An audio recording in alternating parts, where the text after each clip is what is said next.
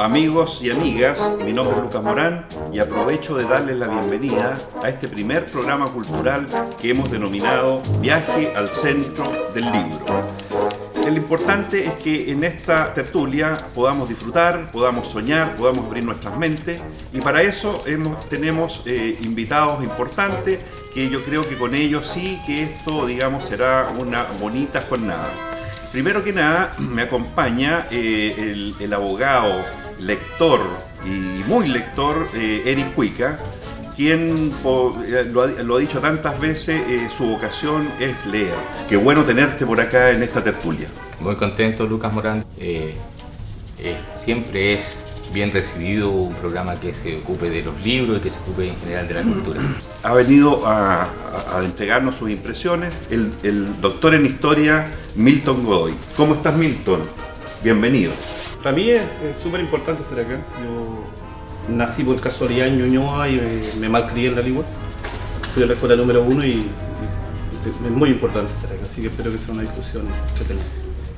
Para introducirnos al tiro inmediatamente, digamos, en el tema, caminando, viendo, digamos, los distintos stands de la Feria del Libro, nos encontramos con dos obras muy interesantes, escritas por ti, la cual, digamos, las paso a leer los títulos.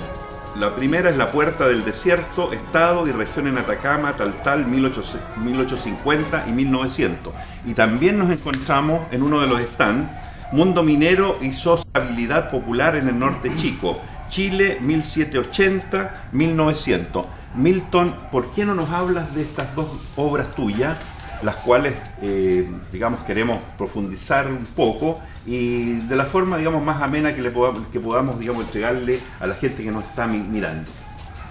Mira, en síntesis, el primero de ellos, Mundo Minero y Sociedad Popular, es esencialmente la intención de comprender un proceso minero ligado a la sociedad regional, donde toca una serie de puntos a propósito de artículos que publiqué.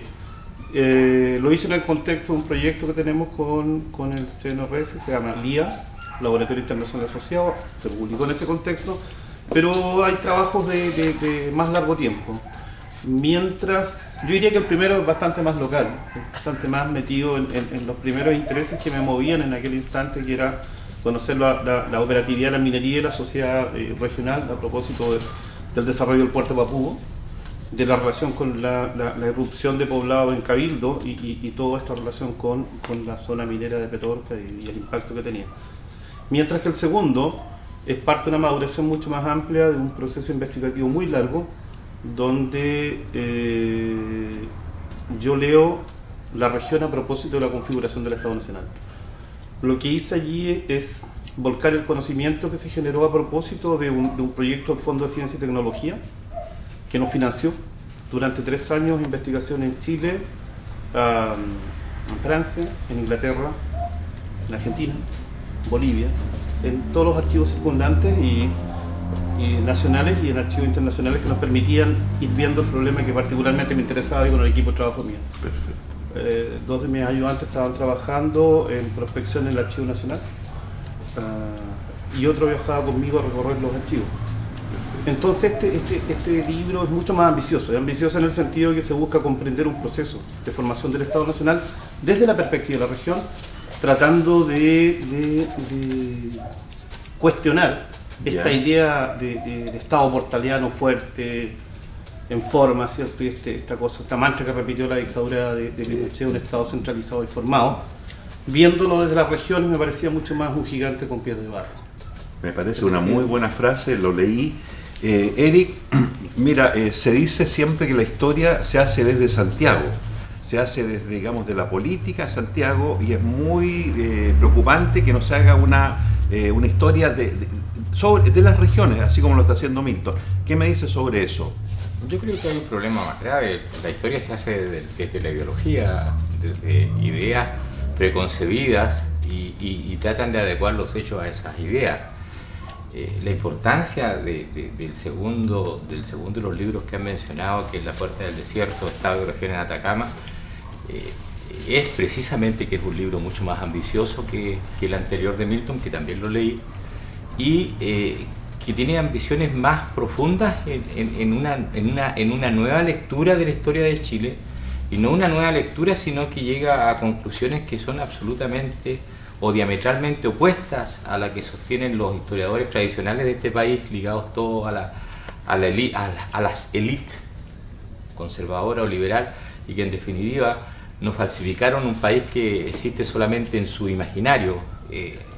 Este no era un Estado centralizado en donde existía una soberanía interior y exterior marcada, de hecho en los márgenes, en la periferia, en donde se estaba construyendo verdaderamente este país, porque en definitiva este país se construye a partir de la riqueza del salitre, del cobre y del oro, es decir, en donde importaba la clase de país que se estaba construyendo, no existía casi el Estado.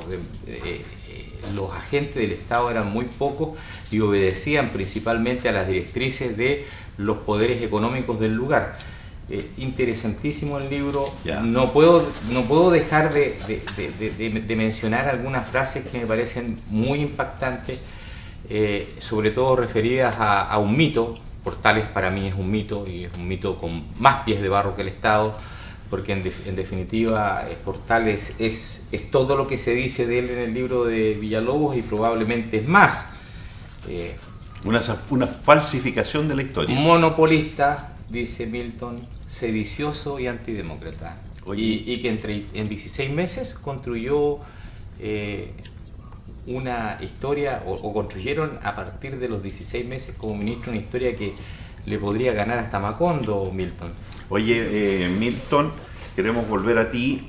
Toda esta forma de hacer historia tuya, ¿cierto? Tú eres un historiador joven. Has tenido bastantes premios, has visitado varios países, entre ellos Francia, donde entiendo estás actualmente trabajando. Pero la pregunta es la siguiente: los historiadores franceses o la historiografía francesa, o lo que tú estás haciendo, ha llegado a los historiadores, digamos, de nuestros países, de nuestro país, sobre todo de Chile, como están trabajando en este momento? Sí, absolutamente.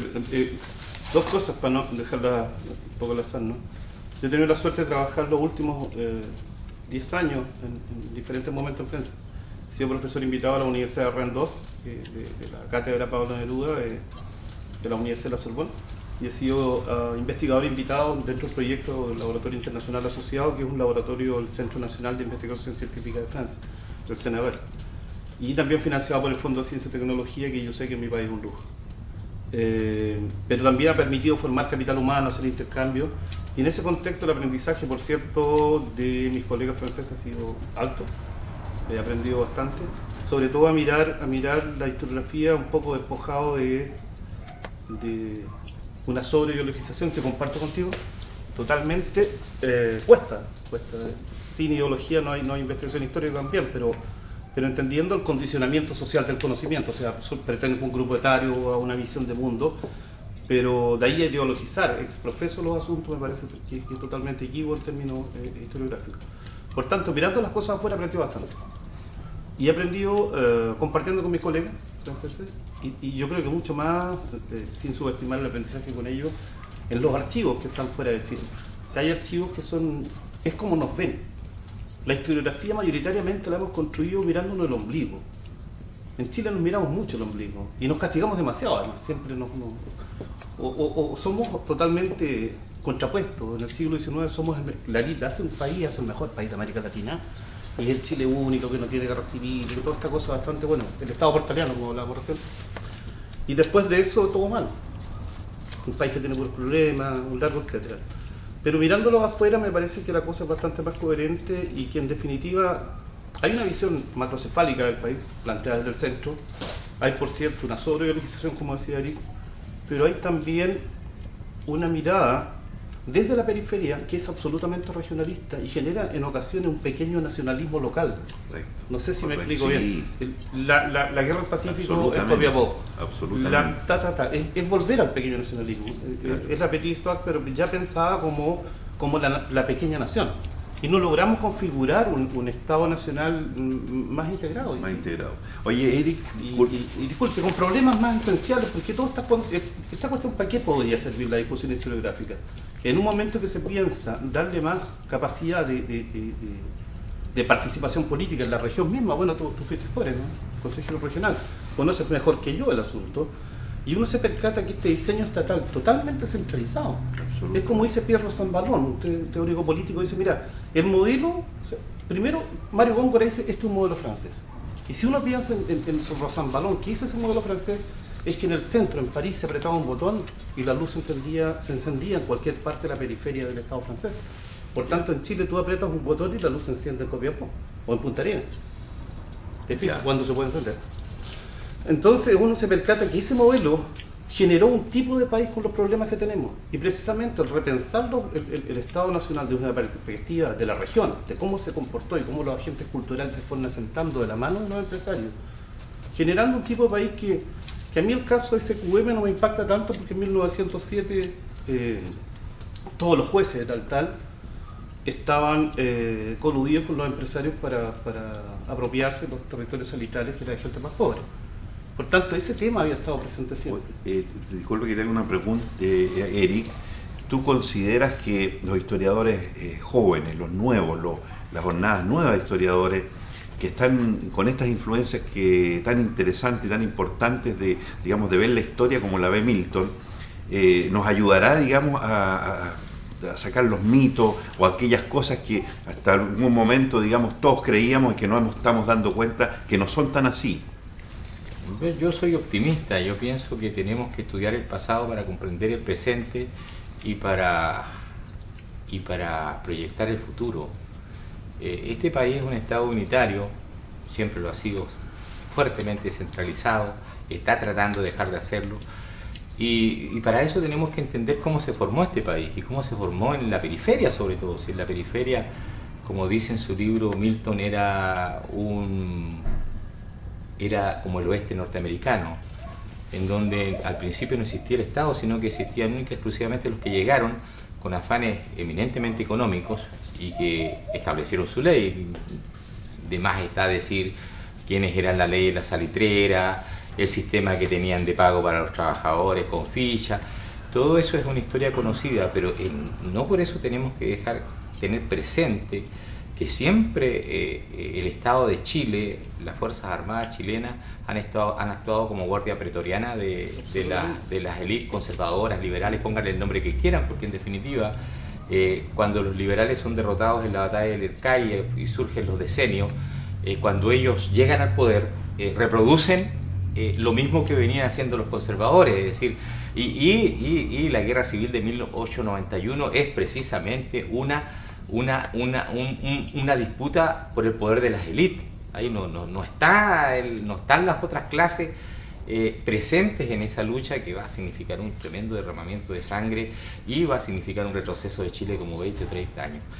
En definitiva, es necesario saber lo que nos pasó para proyectarnos en el futuro. Nosotros estamos tratando de dejar este estado macrocefálico en que el centro se define todo, y estamos tratando de hacer un estado más, no sé si la palabra será federal, porque para eso se necesitan estructuras de las cuales nosotros carecemos, pero sí se trata de entregarles algunas facultades a las regiones y tratar de que el desarrollo sea armónico, que no tengamos una cabeza como Santiago que se lleva todo y las cabezas regionales se llevan lo que queda y los demás miran la fiesta o miran el asado y no les tocan ni siquiera las menudencias.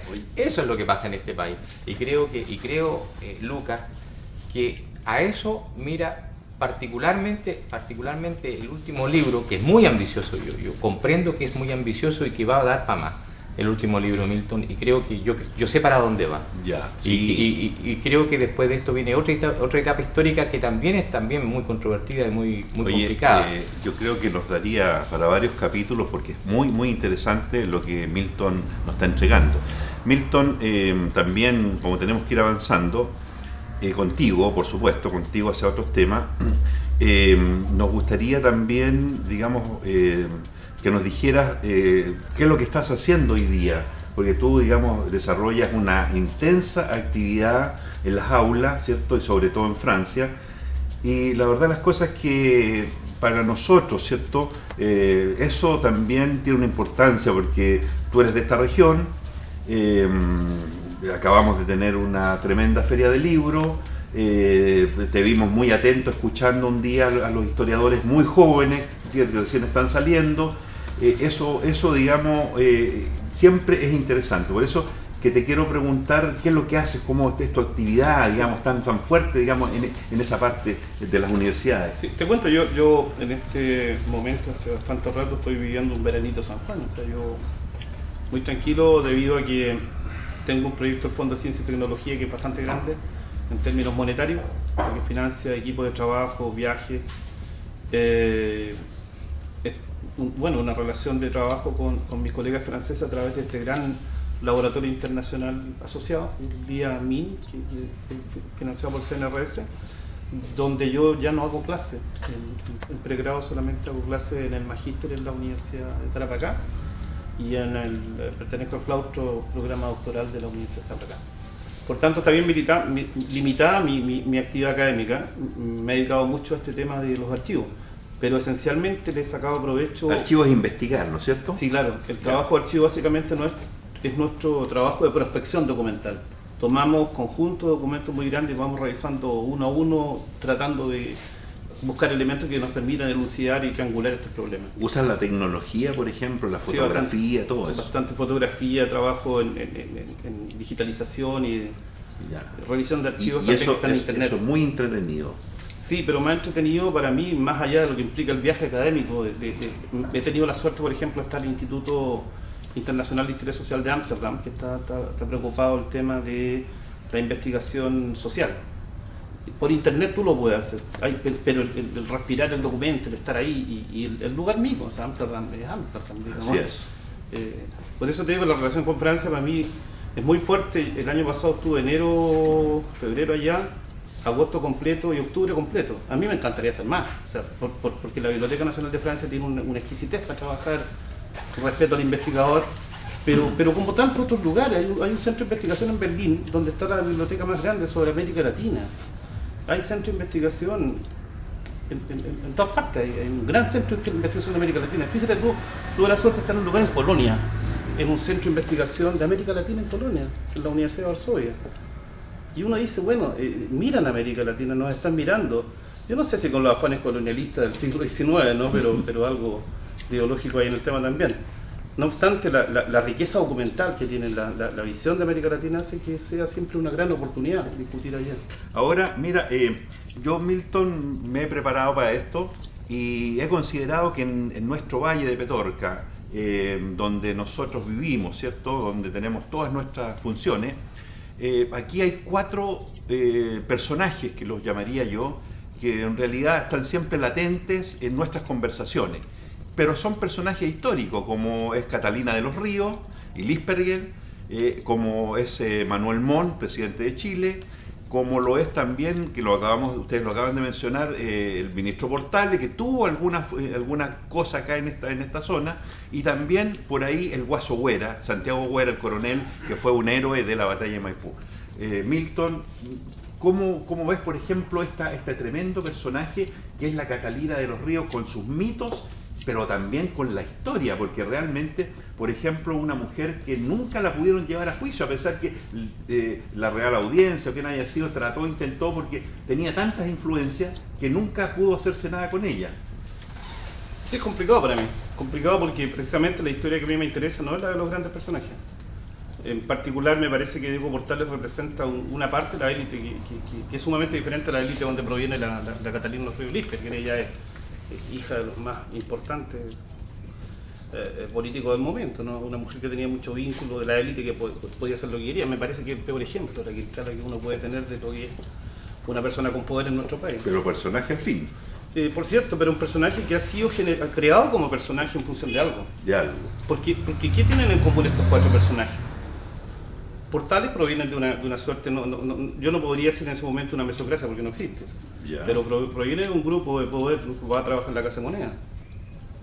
La Quintrala es una de las hacendadas más importantes. Cuando el valle se dividió en Urín, Anán, ¿cierto? Urín, Cusco, Anán, Cusco, como se llamaba la partición del Cusco, y se repitió en los valles. Cuando el valle se dividió en dos, los dos más grandes, los más poderosos, los españoles que están en ese momento, se hacen dueños de la mitad de los valles. Y una parte de eso es la familia Quintrala. Por tanto, una mujer poderosísima, que representa precisamente lo que a mí no me atrae tanto a la historia. Pero sí entiendo que es un personaje, pero un personaje que ha sido mitificado en un sentido de atracción perversa, es un tema de explotación de los negros, de los indígenas. Debería ser visto en una perspectiva bastante más completa, en un nivel de la Quintrala. En otro nivel de Portales me parece que es el instrumento que tiene la oligarquía en ese momento para controlar, y él tiene un desprecio tremendo, tú sabes mejor que yo el desprecio que siente por la élite, ¿no? Ni repetir las cartas que pues no las podría repetir en público, ¿cierto? Cuando él se refiere a esta gente, este montón de... Despectivamente.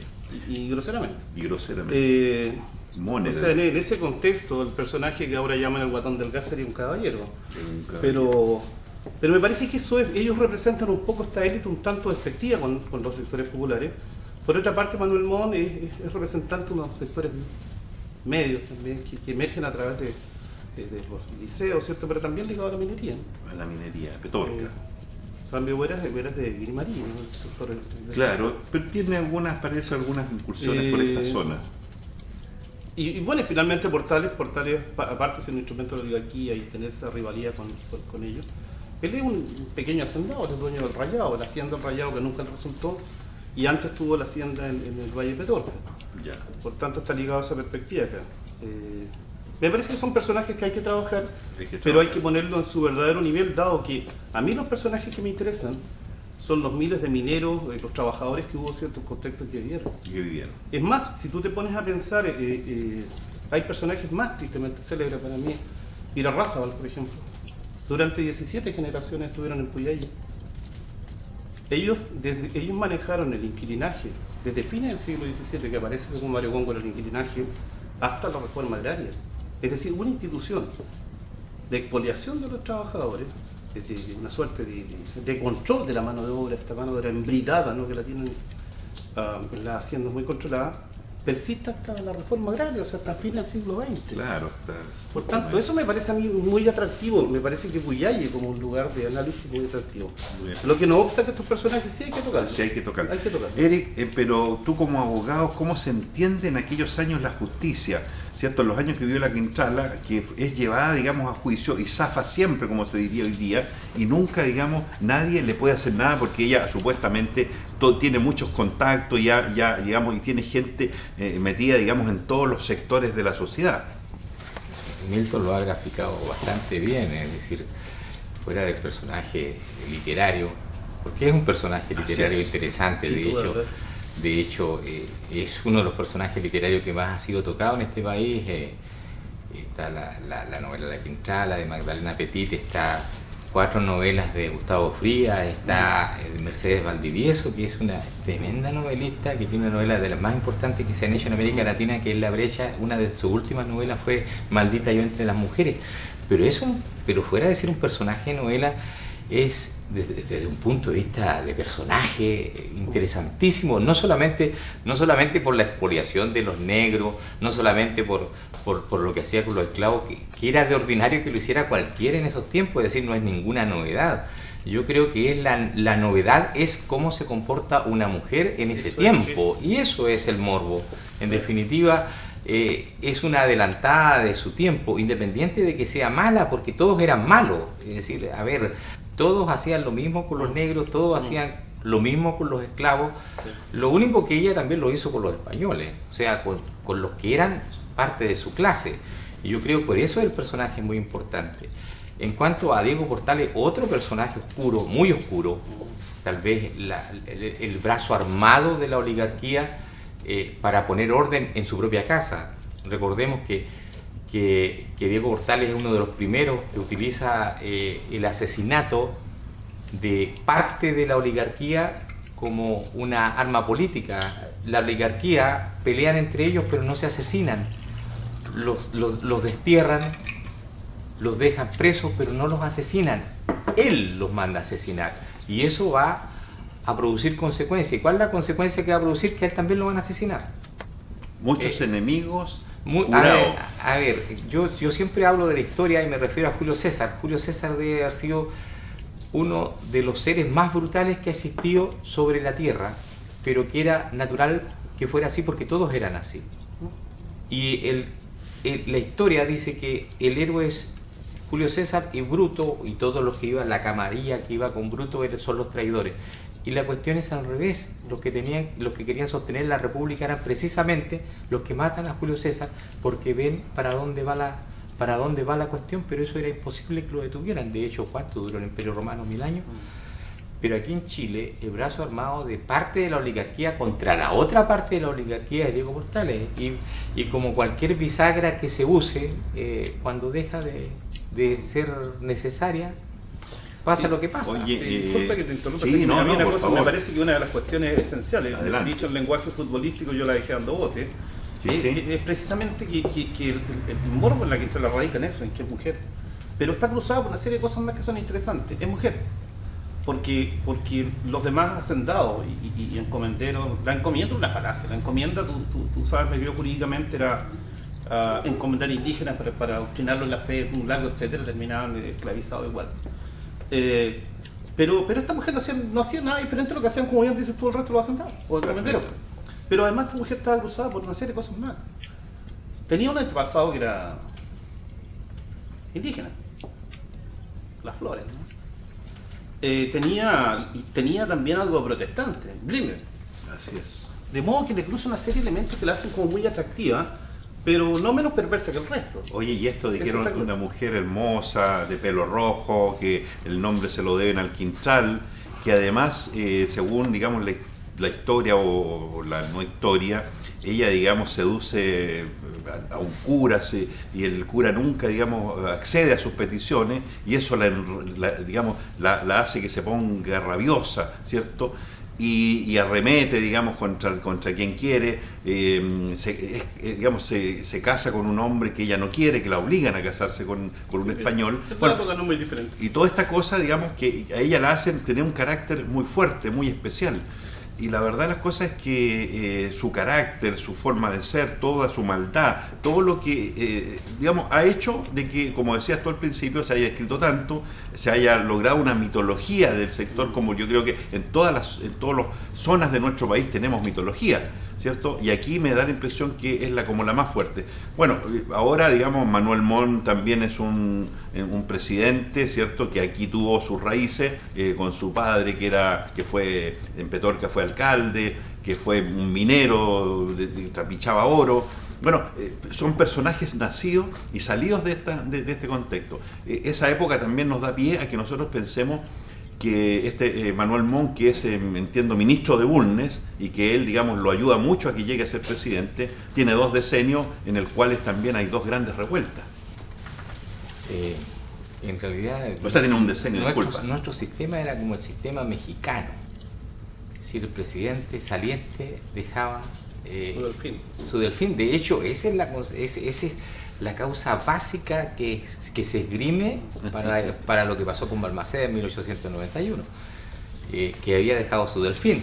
Pero en definitiva no difería mayormente de lo que había pasado en Chile desde la batalla del CAI en adelante. A ver, enfrenta 2 grandes revueltas, pero ¿quiénes son los que organizan la revuelta? ¿De dónde vienen los que organizan la revuelta? ¿De la periferia?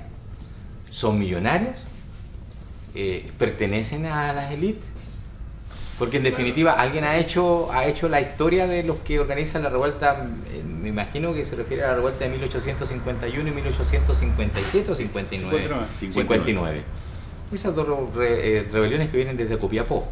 Sí. Así es. La del 51 un poco diferente, porque además el 51 tiene su batalla final en Lircay. La del 51 termina una batalla importante en Petorca. Aquí es donde termina. Sí. A ver, la primera guerra civil importante, más allá de la formación del proceso de independencia, cuando asumen, ¿cierto?, los gobiernos conservadores, termina en Lircay. La segunda, ¿cierto?, ya uno ve como el 51 es una élite minera que la batalla, perdón, que una batalla, un saludo a la bandera, ya estaba perdido ya. Y la del 59, Copiapó, yo creo que esa es más importante, porque la de Copiapó es tan regionalista que tiene canción nacional. La Constituyente tiene canción nacional, tiene monedas, ellos acuñan monedas, de modo que ahí el tema era otro. Tiene una bandera, la bandera azul con la estrella dorada al centro. Lo que yo digo, como tú dices en tu libro, que aquí son cíclicas las crisis, es aproximadamente cada 10 años, sí. Pero que este estado que para los historiadores extranjeros, que al final son los que han impuesto este estado creado, este estado portaliano, y no se dan cuenta que nosotros crecimos como estado dentro de la violencia y nos formamos dentro de la violencia. Si al final la violencia, la batalla del Lircay, la violencia lo lleva a su extremo, las dos revoluciones, bueno, no van a ser tanto, pero la de 1891 fue terrible el final de si tejemos, y complementando lo que dices tú, si tejemos una trama de la violencia de la élite, porque los sectores populares no van a la guerra, ellos van a un bando y otro según le convenga, y pueden saquear un día a uno y sacar al otro día y le da lo mismo. El proceso de independencia, la guerra civil que acaba el 30, la guerra civil que acaba el 51, empieza con la guerra civil y termina con la guerra civil, la guerra civil del 91. Ahora, veamos los espacios en que no hay guerras civiles: la guerra de independencia contra España, la guerra contra la Confederación Perú-Boliviana, 36, 37, una guerra contra la Confederación Perú-Boliviana. Metido ahí Portales. Por cierto, Portales era un visionario en algunas cosas, dijo, porque unidos dos pueblos con igualdad de tradiciones, es un peligro para la independencia de Chile. También decía Estados Unidos, cuidado con los dulces que nos llegan del norte, porque salimos a las manos de uno y podemos caer a las manos de otro. Es un visionario, es ladino en su momento, ¿no? Pero continuando con el tema de las guerras, fíjate, el 51-59 guerra civil, el 65 la guerra contra España. No me dio cuánto para la guerra del Pacífico. Nada. Y terminamos la guerra del Pacífico y es la guerra civil del 91, donde mueren los generales que habían ganado la guerra del Pacífico. 10.000 muertos. Claro. Más o menos se calcula. Y si empezamos el siglo XX, empezamos con las matanzas. Exactamente, una violencia que viene contra el pueblo. La violencia generalizada, es decir, de la Guardia Pretoriana, se ejerce ya no contra los adversarios políticos de afuera, sino que se ejerce en contra del propio pueblo. Por cierto, porque ese pueblo, durante el siglo XIX, no había tenido un accionar político. Cuando ese pueblo comienza a demandar derechos, a pedir mejores condiciones laborales, Santa María expresa en 1900 nada más y nada menos que el sumo de una serie de violencias anteriores. En 1881 hubo una gran huelga que fue reprimida y se mandó al ejército igual que siempre. Lo que pasa es que no hubo felizmente la cantidad de muertes que hubo en Santa María y Iquique, o si no, hubiera sido ante el tema. En 1907 hacen matanzas, pasan en La Coruña, es metódico. Es metódico que ellos recurran a ese tema. O sea, sí.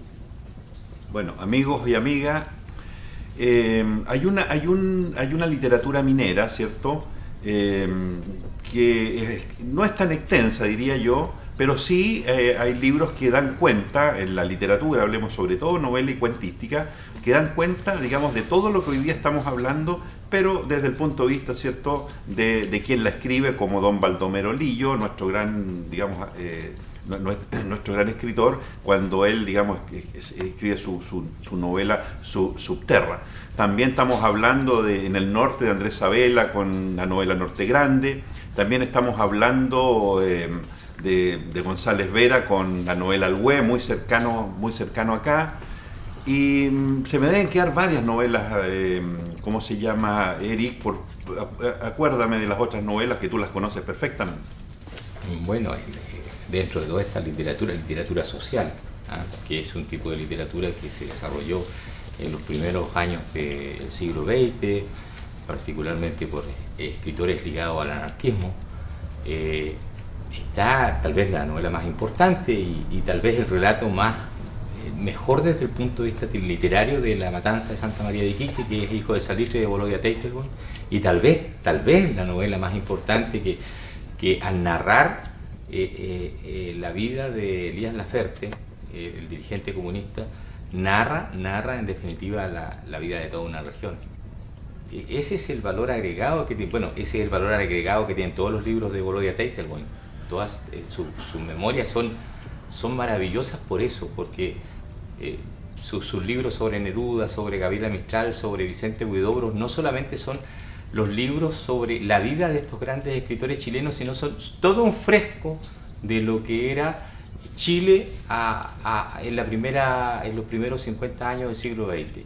Y la otra novela que también es muy importante, El camarada padre, de Baltasar Castro, que narra también cómo era la vida de los mineros en la explotación minera de Sewell, como se llamaba el teniente, y que también es una novela social porque narra la forma en que eran tratados los trabajadores. Nada nuevo bajo el sol, toda esta literatura que has mencionado, Lucas, de tinte eminentemente social, narra la forma como tanto los explotadores chilenos como los explotadores extranjeros trataban a los trabajadores, y particularmente se refiere a no solamente a la explotación, sino la forma en que los trabajadores se fueron organizando, haciendo sindicatos para tratar de defender sus derechos. Oye, Milton, mientras, ¿cómo se llama? Baldomero Lillo nos escribe su subterra, conocidísima ampliamente, que no hay para qué referirnos a ella, ¿cierto? Por otro lado, digamos, está la problemática del carbón. O sea, los magnates del carbón, los cousiños, ¿cierto? Son tipos que ya no tienen dónde amasar más dinero. O sea, se dan las dos cosas, ¿cierto? Entonces, qué importante también de pronto referirnos, porque tenemos una parte de la historia, pero también tenemos a personajes como la señora Isidora Goyenechea, que es esposa de Luis Cousiño, y la verdad las cosas es que ellos viven como magnates. Es cierto que contribuyeron, sí, pero están esas dos cosas, sí, que la gente de repente no puede relacionar entre la novela y la otra parte. Yo creo que uno de los problemas que tiene el tema acá en Chile, ¿no? El tema minero y en general en América Latina, es que la realidad sobrepasa la ficción. O sea, para mí hay cuestiones tan brutales en América Latina que sobrepasan el tema de la creación. Yo le digo a Neruda, por ejemplo, con respecto a la enterrada República de los Metales, citando a Neruda, le llamé a una parte, como él ve esto en Flores Bunitaki, en el norte chico. Me parece que las novelas que tú nombrabas, he leído la mayoría, parece claro, brillante ejercicio de mostrar una realidad. Me parece que Soles, Subterra son lo mismo. Pero a veces la ficción queda chica con respecto a la realidad. Yo pienso, por ejemplo, la ciudadana que tú nombras, la señora Goyenechea, siempre se ensalza por el tema de la leche, ¿no? De darle leche a los niños, era tan buena que le da leche. Yo por ahí en un momento en una editorial escribía, claro, les daba leche, pero a los 11, 12 años le dejaban de dar leche, lo mandaban a la mina a trabajar a los 11, 12 años, y ya no tomaban leche, no tomaban vino. Y como dice se convertían en trabajadores, como dice Baldomero Lillo, amarraban a los niños, digamos, para que no se arrancaran desde abajo del fondo de la mina. Sí, y no era a los 11 ni a los 12 años, era a los 8 años. Y a los 8 años también. Entonces, hay un hecho sintomático con nuestras élites. Primero, que están dementes, la mayoría de ellos. De hecho, en medio de esas minas de carbón hicieron un parque y una casa de mármol. Del parque no queda nada, de la casa de mármol no creo que quede nada tampoco, pero yo me imagino lo que habrá costado hacer eso en una zona en donde no hay mármol, una zona donde no se puede mantener un parque, para empezar. Pero en definitiva hay un costo mayor, que es que ahora lo estamos sufriendo, que es a propósito del carbón y a propósito de la minería, pero a propósito del carbón porque actualmente hay en una isla una explotación de carbón. Entonces, en pleno siglo XXI, que todavía en este país exista una explotación de carbón y que alguien la haya autorizado, ya me parece una aberración del porte de una casa. Sí. Sí, o sea, ya a ver si la realidad sobrepasa cualquier imaginación. ¿Qué podemos decir de los tipos que traían a Caruso para que les cantara en el Teatro Municipal de Iquique? Es decir, no solamente podían darse ese gustito, yo creo que podían darse el gustito de todo eso, de todos esos palacios que se construyeron en Santiago y que la mayoría de los cuales ya no quedan. Totalmente, en ese aspecto me parece que el cine también es un complemento de Fitzcarraldo. Yo justamente estábamos pensando en lo mismo, porque en definitiva Fitzcarraldo narra la locura absoluta de la consecución del dinero, con Klaus Kinski con un papel maravilloso, ¿eh? Solamente ha hecho algo mejor que es Aguirre. Oye, se nos ha olvidado. Disculpa, yo creo que en ese aspecto a mí me encanta esa dupla, Klaus Kinski y Werner Herzog. Me parece, salió la publicación en castellano de Herzog, de todo el proceso de construcción de esta película. Ellos también tienen Cobra Verde, que es el tema de la esclavitud. Brutal. Así es. Pero Fitzcarraldo es otro nivel. Aguirre también, La ira de Dios. A propósito de esa dupla maravillosa, se llevaban igual que Tom y Jerry. Werner Herzog quemó la casa de Klaus Kinski con Klaus Kinski hacia adentro. No, Klaus Kinski adentro. Cuando en la escena donde van en el río, cuando en la escena que van en el río, Aguirre va en el río, los tiró por un río, pero los tiró de verdad. Y los tipos van a salir no sé a dónde y Klaus Kinski se devuelve para matarlo. Y el tipo se arranca. Y la última, Nosferatu. La escena más importante de Nosferatu cuando Klaus Kinski mira la cámara y dice: el dolor más abyecto es la ausencia de amor, y hace algo así con los dientes.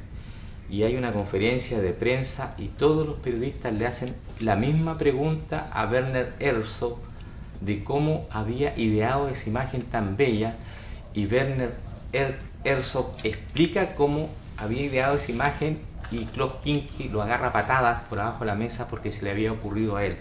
Me hace recordar, y no puedo dejar de mencionarlo porque me hace recordar una anécdota de Stalin en un teatro lleno está viendo una película en donde él sale ganando una batalla y todos lo aplauden de pie, y Stalin agradece con lágrimas en los ojos viendo la película en donde él sale que ganó una batalla que nunca peleó y que le había ganado León Trotsky. Bueno, amigos y amigas, esto es el programa nuestro que recién se está inaugurando, Viaje al Centro del Libro, a la mitad, al corazón del libro. Ahí es donde le estamos dando con nuestros estimadísimos amigos que hoy día nos han llevado, nos han paseado por la literatura, por la historia, por todo lo que nosotros queremos hacer que esto sea un programa entretenido, que llegue a la gente, como llega como decimos, el corazón del libro. Queremos llegar al corazón de los lectores y también de los no lectores, y de quien sea, hombre, mujer, en el lugar que se encuentre, porque la literatura, como se sabe, es muy democrática y no tiene fronteras. Bueno, hemos tenido un tremendo programa, entretenidísimo, y espero que para todo el mundo. Milton, queremos en este programa hacerte entrega como el primer invitado especial que nos ha entregado tanta información y que se nos ha hecho corta, digamos, la conversación, ha sido amena, y yo creo que eso se agradece, y lo va a agradecer todo el mundo, y porque yo entiendo que tú te vas a Francia ahora, luego, y vuelves. Lamentablemente no tan luego, el 15 de abril. Abril, pero es luego eso, ya estamos en el año 2019. Falta poco, estamos en marzo, abril, no queda nada, y que cuando regreses pongamos estos mismos temas o otros tan entretenidos, digamos, aquí en los estudios de la televisión. Voy a pedirle que me ayude un poquito Eric, mi amigo, porque te quiero hacer entrega de este libro que habla de la minería de esta zona.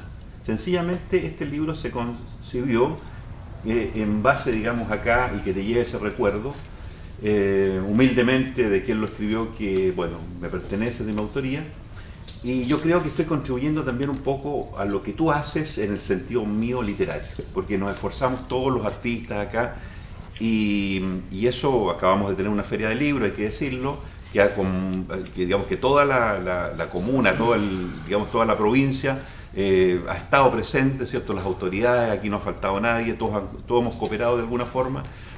Y decirle, digamos, a Eric también, darle las gracias, ¿cierto? Por tus conocimientos. Espero que me sigas acompañando en los próximos lugares, los próximos capítulos, y a los amigos y amigas agradecerles que nos estén viendo y ofrecemos para que te despidas, Milton. Sí, agradecer la invitación, agradecer el libro, la buena conversación, y una cosa que se me quedó en el tintero, me parece esencial. Adelante. Hablando de literatura, existe un romance, se llama el romance de los 7 ladrones. No sé si lo han escuchado alguna vez, ¿no? Romance de los 7 ladrones es una tradición poética petorquina. Es larguísimo. Se piensa que fue hecho por un cura o por un ciudadano español, pero es de un nivel espectacular. Fue hecho en el último cuarto del siglo XVIII. ¿Se puede conseguir eso, Milton? El romance de los 7 ladrones yo lo republiqué hace algunos años atrás. Ya, está. Está en internet, pero también se hicieron 2 ediciones anteriores. El romance de los 7 ladrones es un tema espectacular. Tiene que ver, corto, con 7 ladrones que mueren en la mina del Bronce Viejo en Petorca.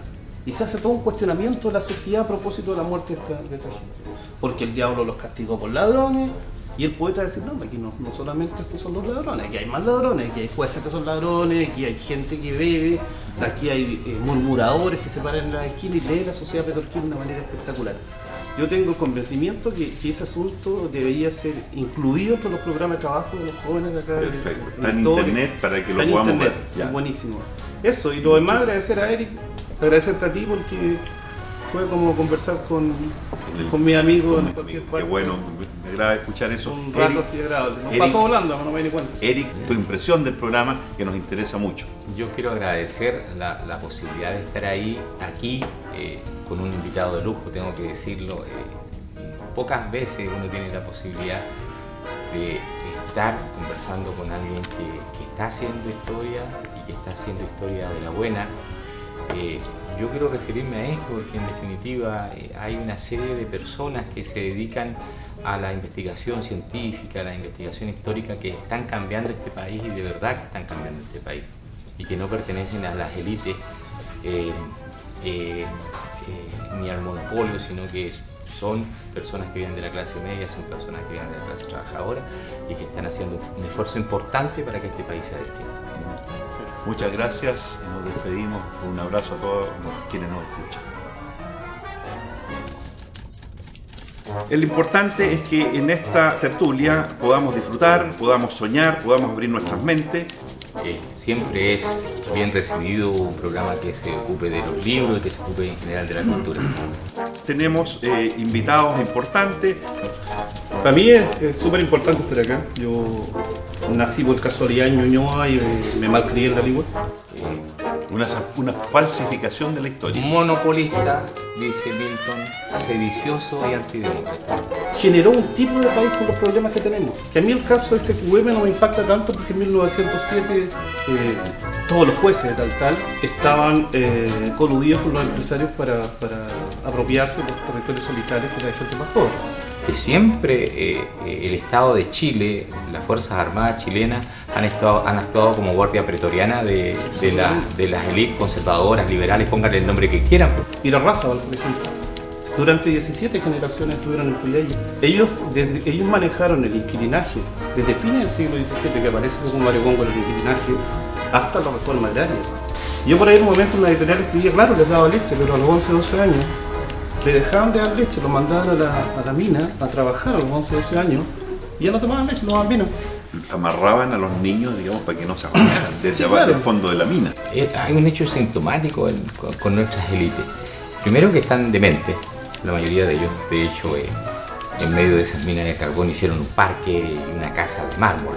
En pleno siglo XXI, que todavía en este país exista una explotación de carbón y que alguien la haya autorizado, ya me parece una aberración del porte. Sí.